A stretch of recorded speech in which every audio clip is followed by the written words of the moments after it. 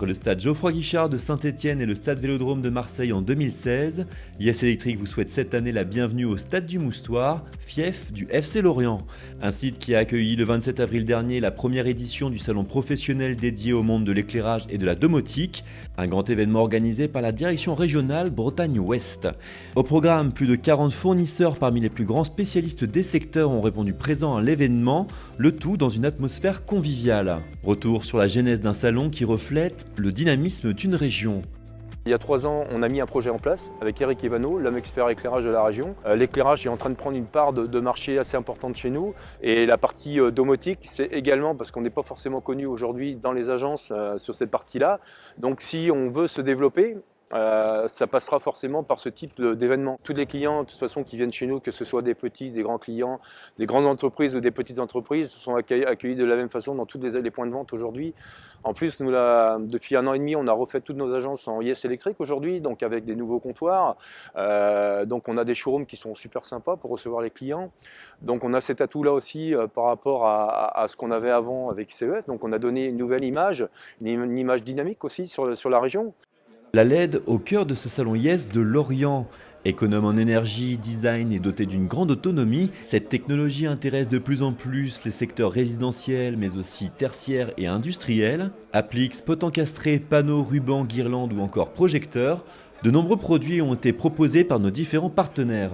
Robus, société irlandaise forte de 32 ans d'expérience dont 16 dans le développement LED, est venue présenter ses nouveaux produits à 3 changements de couleur, à l'image du Taylor. C'est un produit BBC RT 2012 qui est IP44 et donc qui a 3 changements de couleur. Donc on peut travailler en blanc chaud, en blanc froid ou en 6005 éventuellement. Le gros intérêt du produit, c'est pour nos clients distributeurs stockistes, une seule référence en stock. L'installateur, plus besoin de se poser la question ce que veut son client final, il le propose directement. On a un système en option de coupelle d'extension qui nous permet, sur de la rénovation, d'avoir, si les trous sont plus gros, d'avoir une coupelle d'extension qui nous permettra de recouvrir le trou indéfiniment.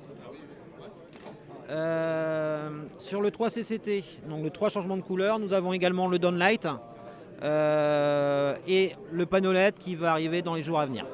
Fort du succès de son projecteur Astro lancé au printemps 2016, Disano a dévoilé un tout nouveau produit pour entrepôt et espace de production, le Saturno. Celui-ci qui va se déclencher en différentes puissances. On va partir du 60 watts jusqu'à un 146 watts où je vais pouvoir remplacer un 250 watts dur.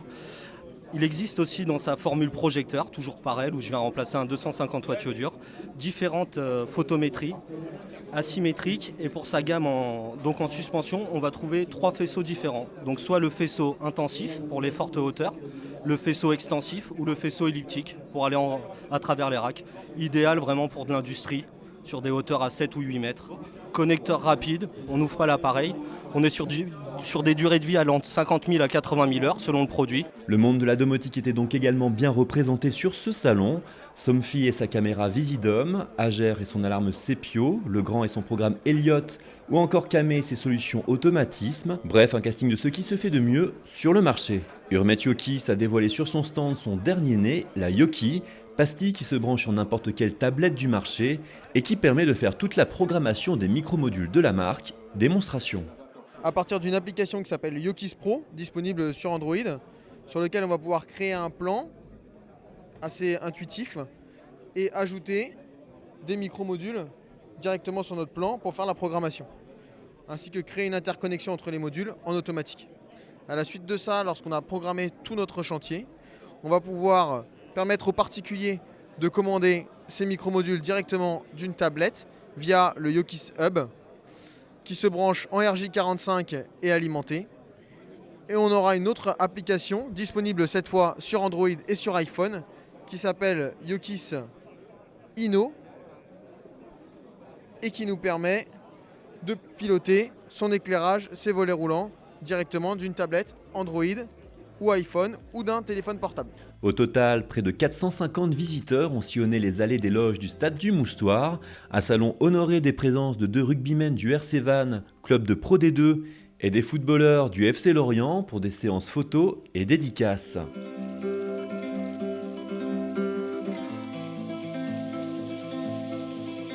Le FCL qui a également ouvert ses coulisses au public pour une visite des infrastructures du club de Ligue 1, un esprit et un travail d'équipe soulignés par Philippe Rousseau.